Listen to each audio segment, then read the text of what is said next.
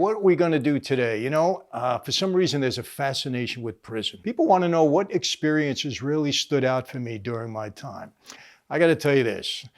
I have either been in prison or visiting prison my entire life. But some of the experiences that I have that really stand out, I can tell you.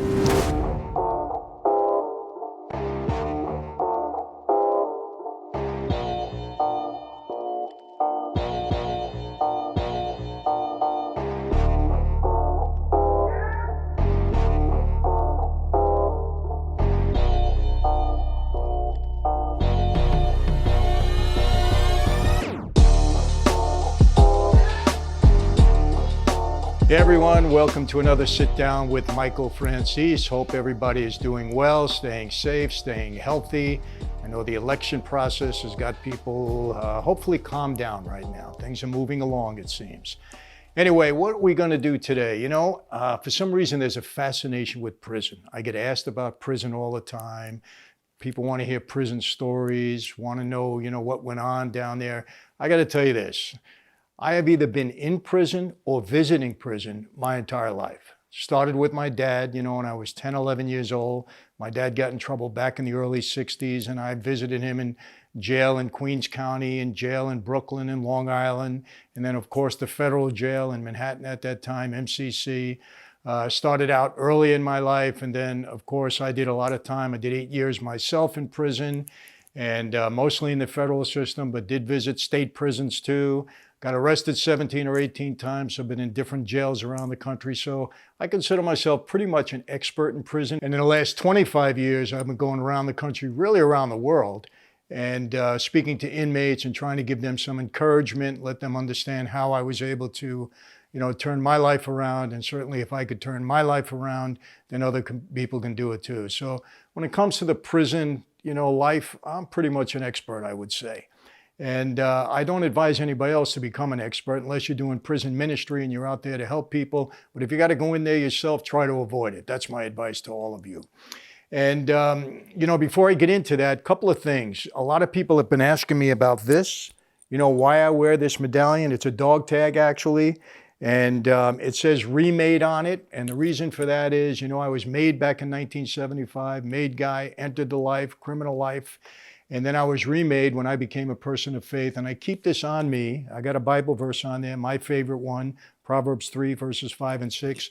To when I start to think about doing the wrong thing, and I do quite often, I remember, hey, Mike, you're not that guy anymore. You've been remade. People want to know where they can get it. Store.michaelfranzese.com. You can buy it on Facebook or on Instagram. We have stores there now, so that's what that's all about. And believe me, it helps. You pick this up and you say, wait a minute, let me calm down. So it works for me. I think it could work for you, especially some of you renegades out there that were renegades like me. Anyway, so let's get into the prison stuff. I started out obviously in MCC, New York, and then I went to, Phoenix, Arizona. Then I went to Terminal Island. I was in Sheridan, Oregon. I was in El Reno, Oklahoma. They had me all over the country when they put me on diesel therapy, and I'll describe that a little bit. But people want to know what experiences really stood out for me during my time. Well, I'll tell you, I spent 29 months and 7 days in solitary in the hole. And obviously that was a difficult time. I don't care what anybody tells you. It's tough to be in solitary. We were not made to be solo creatures. We were made to be social creatures, no doubt about it. Tough time spending all that time in the hole. A lot of guys spent more time than me, but for me, 29 months and 7 days was enough. But I got through it. A lot of guys struggled through that. Those lights go out at night. You hear a lot of stuff back and forth, and some people don't do well in those circumstances. And I read a lot, listened to my Sony Walkman. I've said this before. And, I was into my Bible at the time, read probably 400 books, got the newspapers 5 or 6 days late, tried to do exercise in the cell, got out in the yard, in the cage every once in a while by myself, was able to keep my sanity. And of course, I look forward to my phone calls, always to stay in touch with your family. For me, that's what it was all about. Diesel therapy. Okay, let me explain that to you. In the federal system, it's probably the worst part about doing time. They pick you up in the middle of the night. You have no idea where you're going. You put on a bus. From the bus, you get into a plane that the marshals confiscated for some drug dealer. The plane is gutted out, basically. You're handcuffed to the seat the whole time. And if that plane goes down, you're done. You don't have a prayer anyway, but especially at that point, you don't have a prayer. And, it's just a tough thing. They take you to a prison where you have no idea where you're going. And when the feds are mad at you, they put you on diesel therapy. They're trying to crack you, maybe trying to get you to cooperate, maybe just giving you a hard time. They move you around from one prison to another. You don't get time to relax, to get, into an accommodation in a cell. You don't meet anybody. Normally you're in the hole. It's a very tough situation. And they had me on diesel therapy for several months when they were trying to get me to cooperate. It was a rough time, I got to tell you. But again, you get through it. People say to me, Michael, how'd you get through all of that? They don't give you a choice. They don't say, hey, you want to do this or you want to go home? You got to do it. You'll be surprised what you can do when you're forced to do it, when you don't have a choice. And in prison, unfortunately, you don't have a choice. But some of the experiences that I have that really stand out, I can tell you. I was in Terminal Island. I'll tell you a good one, right? I'm in Terminal Island, California. If you got to do time, that's one of the best places to do time. They have two sections. They have the North Yard, not too good. You're in a dormitory. And then they have the South Yard, where you really got your own room. There's kind of houses there, and you got your own little room. It's small, but you're all by yourself. And believe me, everybody in prison, you like to have your own cell. You'd rather be alone than have to share with a bunkie. And it was great because it's in San Pedro, and it's really right out on the water. That's it. So you can watch the boats go by when you're in the yard. It's a distraction. You walk the track and you're watching the boats. It's normally good weather in California, great. And I got to tell you this, in the summertime, every Saturday or Sunday, you'd get a bunch of women in boats. They would drive by. They would start waving at all the guys. You see the guys run towards the fence like there's going to be an escape, like they're going to jump over. They're running towards the fence. The girls are in their bikinis, and they're all saying hello. Some of them, give you a little peek. And believe me, it was. I'll never forget. It happened every Saturday and Sunday. I think even the guards enjoyed it. So that was one of the good points in Terminal Island. You had a little bit more freedom because you were out in the air. It was fun. But, I had another experience in Terminal Island. I had it pretty good with the guards there. A lot of them liked me, but I had a case manager that just didn't like me. She was a woman, and she thought that all mob guys were just, they didn't know how to treat women, and they were disrespectful to women. Not true, but that was the impression that she had. So she was always on me, trying to give me a hard time. So one day she happens to come by my cell, and I had scored a television. It was a black and white television. I used to love having it in my cell. I'll never forget, my favorite show at the time was A Honeymooners. Jackie Gleason, I used to love that show, watch it every night.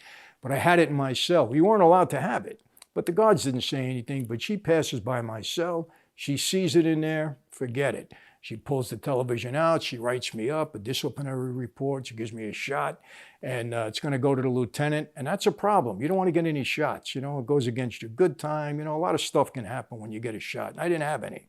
So it was on a Saturday. So she leaves. An hour later, I got the television back, and I had it back in my cell.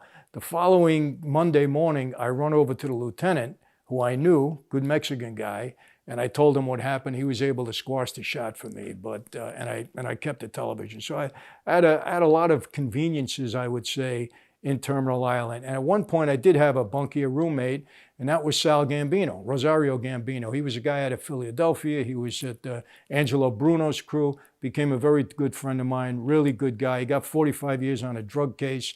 When he got out, they deported him to Italy. But his family became friends with my wife. Good guy, right? Really enjoyed it. So Terminal Island was probably the best place that I did time. There was a lot of mob guys in there. Pete Milano, Sam Shortino was with his crew there. And, we got along. I seen the guys, and they used to like to tell war stories. Me, I didn't get involved in that too much. Played cards all the time. I wasn't big on playing cards.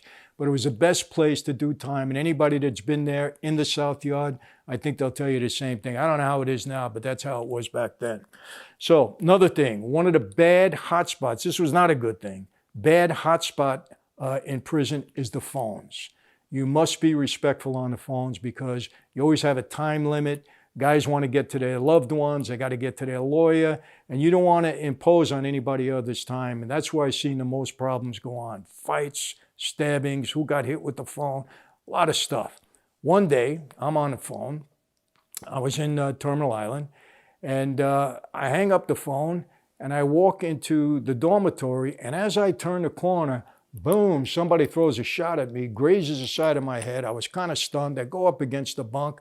I turn around, it was a young guy, and I go after him, and I grab him, put him against the wall, and he says, oh my God, I hit the wrong guy. Now, he was a young black kid, okay, at the time, and he said, I hit the wrong guy, I'm sorry. All us white guys look the same. And anyway, I saw that it really was an accident. He thought I was somebody else that had imposed on his phone time, and he was just really angry about it, whatever. He was having a bad day, it happens. So I said, you sure? Yeah, okay, we resolved it. Well, later on that day, he was afraid because he knew who I was. I had a little bit of a reputation in there. And, the mob guys in there, we have a little bit of a reputation. And one of the guys that was kind of one of the major black guys in there comes over to me, hey, Michael, we want to make sure everything's okay. Because some of the Italian guys that heard about it, they said, we can't let that stand. We got to go after this kid. I said, look, it was an accident. He didn't mean it. He apologized. No hurt. He grazed the side of my head. It's no big deal. And so we had a whole big thing. Are you sure it's okay? I said, I promise you, nobody's going to bother him. And I told Milano and his guys, leave him alone. I said, let him go. I said, we give our word in here, we keep it. So that was that. That was the only time I ever had any kind of confrontation or any problem in the whole 8 years that I did in prison, except for one other time. Now, this was crazy. I'm in LA County jail. LA County had picked me up. They tried to indict me on some nonsense charge. And they had me in a hole. I was on death row. I was actually on the same tier that O.J. Simpson was on, but before O.J. got there. So I'm locked down 24 hours a day, but I had a complicated case, and they only had one phone. All I cared about was getting to the phone. They only had one phone. So I heard that if you get up to the law library, there's a phone up there. You can get up there 3 hours a day, and you can be on the phone for the whole 3 hours. They had 2 or 3 phones, and not too many guys in the law library. I put a motion into the judge, Judge Judith Champagne. She grants it. So every day now, I can go up to the law library. It was only me and one other guy. Character, this guy. I remember his crime. He had put some kind of clown mask on and tried to rob a store. And he robs the register out of, I think he got $60 or $70. As he goes outside, the security guard tackles him. They beat him up. He ends up in jail for something like that. Silly thing. Anyhow, I talked to him a little bit. He wasn't the brightest guy on the planet. And he tells me one day, he says, Mike, look, I got to warn you. He said, a fellow guy that I know down in, in population, he's coming up here in the law library. He's been here so long, he wants to get out of here. So the only way he can get out of here and go into the penitentiary with his guys, his homies, is to stab somebody. I said, okay. I says, but if you look around, the only 2 people are here are me and you. Now, I'm assuming he's not going to stab you because you told him to come up here, so that means he's going to stab me. He said, well, I don't know. I said, well, is he going to stab a guard? That's me or nobody, right? This is the brains on this guy. So as soon as the guy comes up the next day, I sit him down and I said, listen, I know why you're up here. I know what you're going to do. He's your friend. If he really wants to be your friend, stab him. Give him a minor cut and then go to the penitentiary. Don't pull that stuff on me.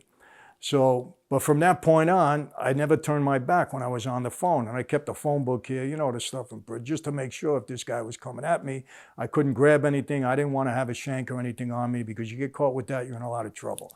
But he never made a move. And as it turns out, I sent word downstairs and they ended up taking him out of the law library to a couple of guys that I knew down there.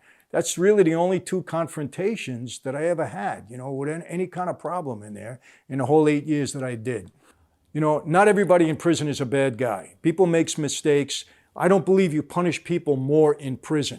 Yes, some people belong in the hole only because they might be a danger to other people, maybe a danger to themselves. I don't believe in the hole. I don't believe in solitary for young people. Not at all. The punishment is being in prison. I believe in rehabilitation.